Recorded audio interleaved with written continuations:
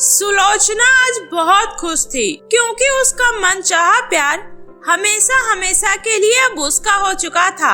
आज उसकी शादी की पहली रात थी। वो बहुत ज्यादा खुश थी। वो शीशे में खुद को देखकर निहार रही थी। तभी अचानक उसे ऐसा लगा जैसे कोई पीछे से उसे आवाज लगा रहा हो। सुलोचना। क्या?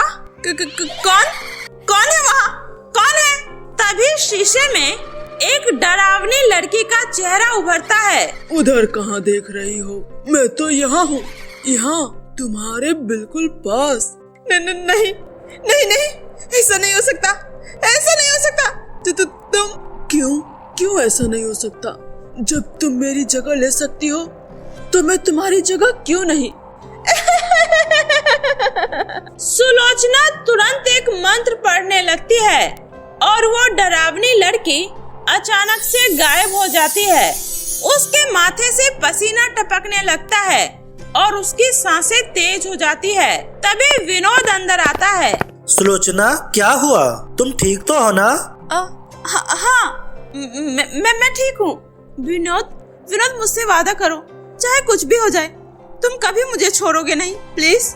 मुझे बहुत डर लग रहा है, बोलो ना विनोद। नहीं सुलोचना, मैं तुमसे वादा करता हूँ। अच्छा सुनो, ये देखो, मैं तुम्हारे लिए रोज वाला परफ्यूम लेकर आया हूँ। ये तुम्हें बहुत पसंद है ना? इतना बोलकर विनोद सुलोचना के ऊपर परफ्यूम छिड़क देता है। विनोद, ये क्या कर रहे हो? दूर रखो इसे। मुझे रोज वाले परफ्यूम से एलर्जी है, प्लीज दूर रखो इसे। इतना बोलकर सुलोचना गुस्से में वहाँ से चली जाती है। कमाल है, कल तक तो ये इसका फेवरेट परफ्यूम होता था। पता नहीं शादी के बाद इसे क्या हो गया।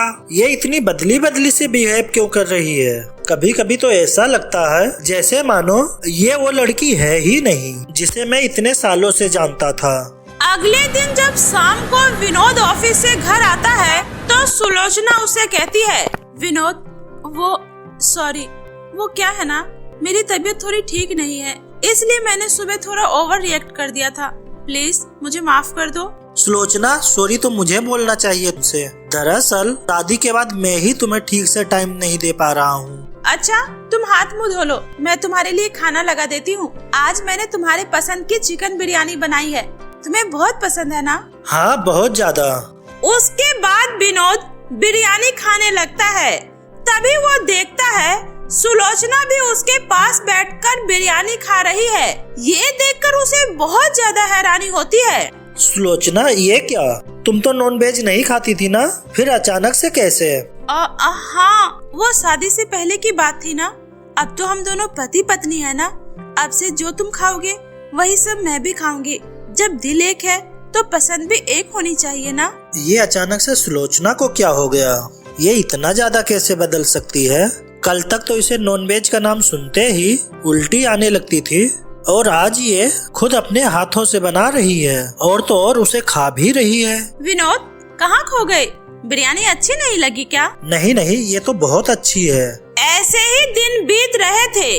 विनोद सुलोचना को 5 सालों से जानता था, लेकिन अब उसे ऐसा लग रहा था जैसे वो जिसके साथ रह रहा है वो उसे बिल्कुल भी नहीं जानता हो। ये मुझे क्या हो रहा है? जिस लड़की से शादी करने के लिए मैंने इतना वेट किया, फाइनली जब वो मुझे मिल गई तब मुझे ऐसा क्यों लग रहा है कि वो है ही नहीं जिसे मैं प्यार करता था। खैर, मैं ही कुछ ज्यादा सोच रहा हूँ। अरे यार, ये गाड़ी की चाबी तो ऊपर ही रह गई। विनोद जैसे ही वापस चाबी लेने घर के अंदर जाता है तो अंदर का नजारा देखकर उसकी आंखें फटी की फटी रह जाती है। विनोद देखता है कि अंदर सुलोचना शीशे के सामने खुद को देखकर मुस्कुरा रही है, लेकिन हैरानी की बात ये थी कि अंदर शीशे में सुलोचना नहीं बल्कि उसकी सहेली संजना होती है। मैंने कहा था ना, मैं तुमसे तुम्हारा सब कुछ छीन लूंगी और आज मैंने ये कर दिया, डियर सुलोचना। ये कैसे हो सकता है? सुलोचना संजना की तरह कैसे दिख सकती है? विनोद बिना कुछ बोले वहाँ से वापस चला जाता है।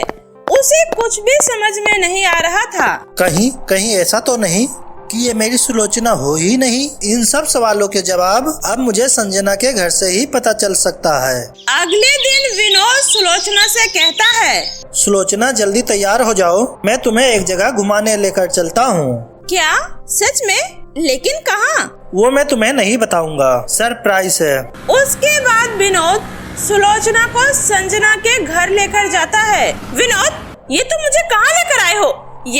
ये तो संजना का घर है। मेरी संजना से कोई दोस्ती नहीं है, मुझे उसके घर नहीं जाना है। प्लीज तुम चलो यहाँ से, मुझे उससे नहीं मिलना है। क्यों? शादी से पहले तो तुम दोनों बेस्ट फ्रेंड थी, फिर ऐसा क्या हो गया कि वो तुम्हारी शादी में भी नहीं आई? तुम दोनों की दोस्ती कैसे टूटी? वो सब मैं तुम्हें बाद में बताऊंगी। फिलहाल यहाँ से चलो, मुझे नहीं जाना है, प्लीज। सुलोचना, अब यहाँ तक आ ही गए तो एक बार मिल लेते हैं। विनोद के बार बार कहने पर ना चाहते हुए भी सुलोचना को संजना के घर जाना पड़ता है। वहाँ जाने के बाद पता चलता है कि काफी साल पहले एक एक्सीडेंट में संजना की मौत हो चुकी है। पता नहीं मेरी बेटी को किसकी नजर लग गई, वो हम सबको छोड़कर चली गई। माँ, मेरा मतलब है आंटी जी, रोइए मत, सब ठीक हो जाएगा। आपकी बेटी कहीं नहीं गई है, वो यही है। मेरा मतलब है हम सबकी यादों में। आप लोग बातें करिए, मैं वॉशरूम से आता हूँ। इतना बोलकर विनोद संजना के कमरे में जाता है और वहाँ जाकर कुछ ढूंढने लगता है। तभी विनोद के हाथ एक चिट्ठी लगती है जिसमें लिखा होता है, आई लव विनोद। विनोद, तुम सिर्फ मेरे हो, मुझे तुमसे कोई अलग नहीं कर सकता, कोई भी नहीं। ये देखकर विनोद के होश उड़ जाते हैं। तभी सुलोचना वहाँ आ जाती है और गुस्से में कहती है, विनोद, तुम संजना के कमरे में क्या कर रहे हो? तुम तो वॉशरूम जा रहे थे ना, फिर यहाँ पर क्या कर रहे हो? वो कुछ नहीं, मैं तो बस ये पेंटिंग देख रहा था, बहुत खूबसूरत है ना? हाँ, बहुत सुंदर है। अब चलो यहाँ से। उसके बाद विनोद सुलोचना को लेकर घर आ जाता है। उसे कुछ भी समझ में नहीं आ रहा था कि अब वो आगे क्या करे, सच का कैसे पता लगाए। पता नहीं मेरी सुलोचना कहाँ है, ठीक है भी या नहीं। हे भगवान, अब आप ही मुझे कोई रास्ता दिखाइए। विनोद अब सुलोचना पर हर पल नजर रखने लगा। उसकी हर हरकत अब उसे डराने लगी। रात को जब सुलोचना सो जाती, विनोद जागता रहता। एक रात विनोद देखता है सुलोचना अपने कमरे में नहीं है। जब वो उसका पीछा करता है तो देखता है सुलोचना किसी से बात कर रही है। अंधेरे में उसका चेहरा ठीक से दिखाई नहीं दे रहा था। क्यों आई हो यहाँ? चली जाओ यहाँ से, अब तुम्हारा यहाँ कोई काम नहीं। तुमने कहा था ना मैं तुम्हारी जगह कभी नहीं ले सकती।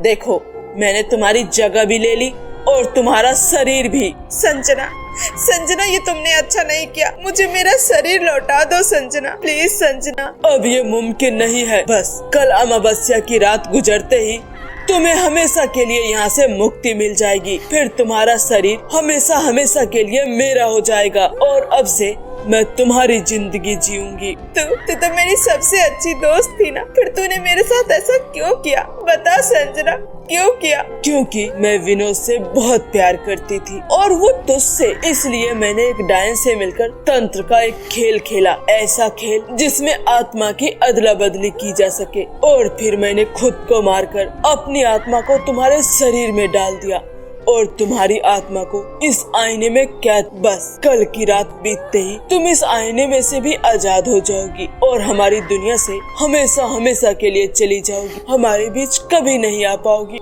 नहीं, ऐसा कभी नहीं होगा। विनोद जरूर मुझे ढूंढ लेगा। तुम कभी अपने मकसद में कामयाब नहीं हो पाओगी, कभी नहीं। वहीं दूर खड़ा विनोद ये सब सुन लेता है। वो जल्दी से अपने घर के अंदर जाकर वो शीशा तोड़ देता है, जिससे सुलोचना की आत्मा उसमें से आजाद हो जाती है। विनोद, ये तुम्हारी सुलोचना नहीं है, इसने मुझसे मेरा शरीर छीन लिया है।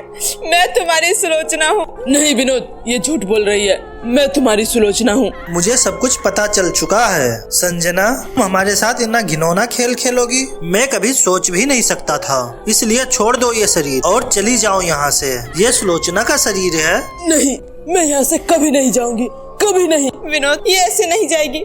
इसके ऊपर गंगा जल डालो। विनोद के पवित्र गंगा जल डालते ही संजना की आत्मा सुलोचना के शरीर से बाहर निकल जाती है और सुलोचना अपने शरीर में प्रवेश कर जाती है। संजना अपने ईर्ष्या में अपने शरीर को पहले ही नष्ट कर चुकी थी, इसलिए उसको इस लोक को छोड़कर जाना पड़ता है और सुलोचना अपने पति विनोद के साथ खुशी खुशी रहने लगती है।